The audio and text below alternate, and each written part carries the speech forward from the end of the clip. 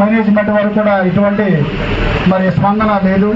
ఆ రీతిగానే 17వ తారీఖు 18వ తారీఖు కూడా భోజన విరామ సమయంలో కూడా మనము నిరసన వ్యక్తపరిచాం. అయినప్పుడు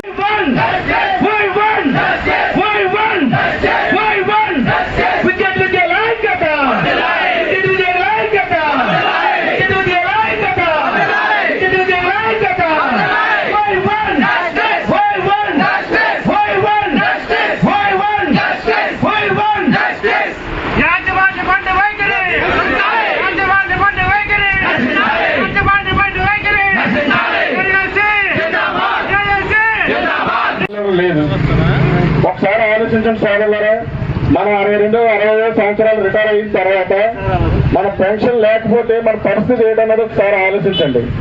ఆ టైంకి వచ్చే 30 లక్షలు 40 లక్షలు ఉన్నాయి ఇస్తే ఆ ఇద్దరు పిల్లలకో లేకపోతే ఆ అమ్మాయికో ఆలోచించాలి.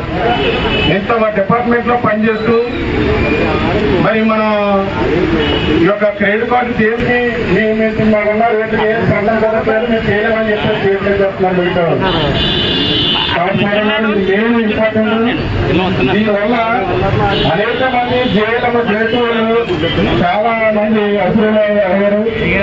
చేతులు కొని వాళ్ళైతే చనిపోవడం, మరి వాళ్ళకి మనకు ఉద్యోగించేవారు.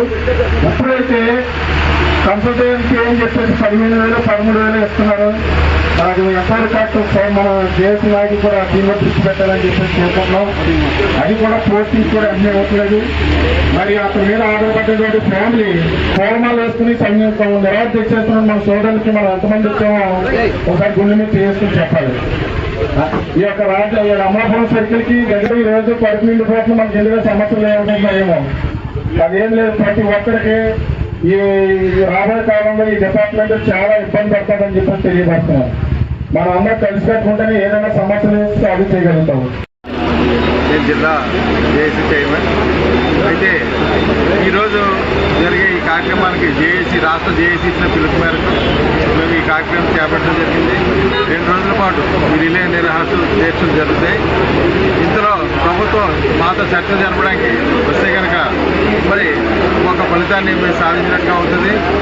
రాష్ట్ర జేఏసీ పిలుపు మేరకు ఈ కార్యక్రమాన్ని చేపట్టి ఏదైతే కార్యక్రమం పట్ల ఎన్నో సమస్యలతో మేము అలవడిస్తున్నాం. ఒకటి ఏదైతే హెల్త్ కార్డుల సమస్య, ఇది ఉచిత హెల్త్ ఉండాలి. అన్ని డిపార్ట్మెంట్ల కంటే మా డిపార్ట్మెంట్కి ఎక్కువ కష్టాలు నష్టాలు, వైకల్యంతో ఎంతో మంది కార్మికులు కష్టాలు నష్టాలు బాధపడుతున్నారు. అదేవిధంగా ప్రాణాలు కోల్పోతున్నారు. వారి కుటుంబాలను ఆదుకోవడానికి ఖచ్చితంగా ఈ హెల్త్ కార్డు అనేది మాకు పెట్టాలని చెప్పేసి డిమాండ్ చేస్తున్నారు మా రాష్ట్ర జేఏసీ.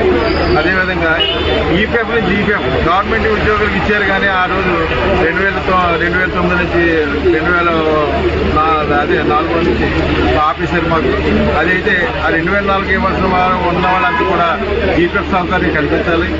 అదేవిధంగా ఎనర్జీ అసిస్టెంట్లు ఇక్కడ ప్రస్తుతం ఉన్న ఈ సంస్థలోనే ఉద్యోగం, వాళ్ళకి సచివాలయంలోనే ఉద్యోగం. ఎక్కడైతే వాళ్ళు వర్క్ స్ట్రెస్ అనిపిస్తున్నారంటే ఇద్దరు అధికారులు ఉండడం వల్ల వాళ్ళు ఖచ్చితంగా వాళ్ళు స్ట్రెస్ అనిపిస్తూ వాళ్ళకి పనిచేసే ప్రాంతంలో స్వచ్ఛంగా కష్టపడలేకపోతున్నారు. ఎందుకంటే వర్క్ స్ట్రెస్ ఎక్కువగా అనిపించేది వాళ్ళే, కింది స్థాయి వర్క్లన్నీ కూడా వాళ్ళే చేయాలి.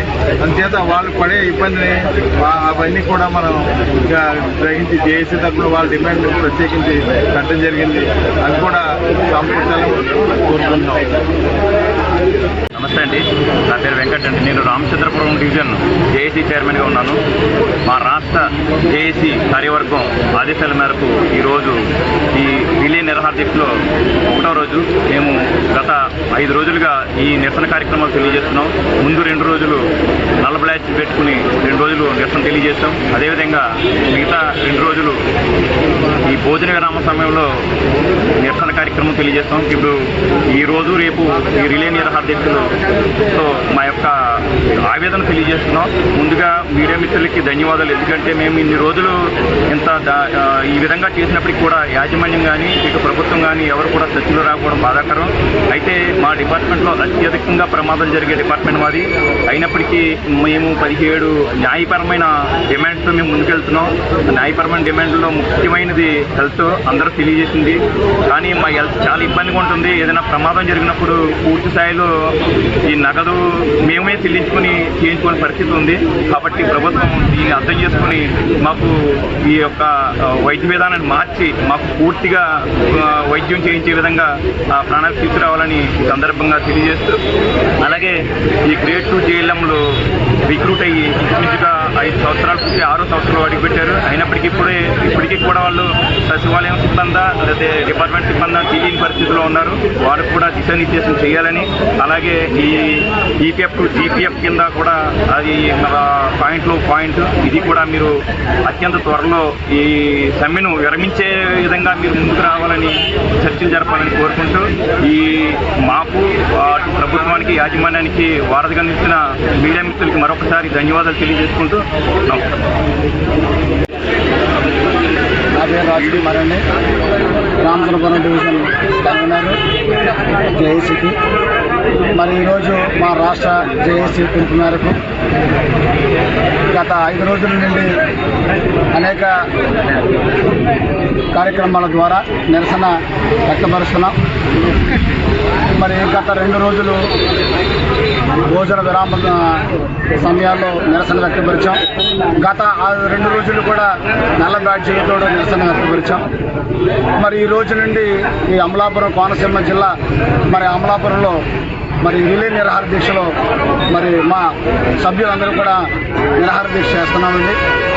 మరి 12 పాయింట్ల ద్వారా మా రాష్ట్ర నాయకత్వం మరి డిపార్ట్మెంట్కి అనేక దఫాలుగా మరి తెలియపరుస్తూ మా యొక్క నిరసనను ఈ రీతిగా మరి జేఏసీ కార్యక్రమాలు నిర్వహించడం జరుగుతుంది.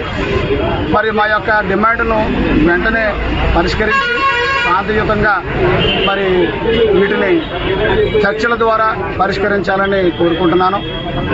అలాగే ఈ సంస్థను నమ్ముకుని దగ్గరగా 25 సంవత్సరాల నుండి మరి కాంట్రాక్ట్ కార్మికులు మరి చాలీ జీతాలతో మరి యొక్క కార్మికులు సోదరులు ఉంటున్నారు. షిఫ్టుల్లో పనిచేస్తూ, సబ్ స్టేషన్లో పనిచేస్తూ వాళ్ళకి మరి ఈ డిపార్ట్మెంట్ తెలంగాణ రాష్ట్రంలో ఎలాగైతే డైరెక్ట్ పేమెంట్ ఇస్తుందో అలాగే వారికి కూడా సమాన పని సమాన వేతనం ఇచ్చి వారిని ఆదుకోవాల్సిందిగా కోరుతున్నాను. అలాగే మాకు రావాల్సిన డిఏలు 4 ఉన్నాయి. ఆ 4 కూడా మరి వెంటనే మరి ప్రభుత్వం అలాగే మా డిపార్ట్మెంట్ విడుదల చేసి మా యొక్క కాంట్రాక్ట్ కార్మికుల లేకపోతే ఉద్యోగుల సమస్యలను పరిష్కరించాలని కోరుతున్నానండి. అలాగే ఇంకా మరి రేపు సోమవారం కూడా ఇంకా నిరాహార దీక్షలు ఉన్నాయి, రిలే నిరాహార దీక్షలు ఉన్నాయి.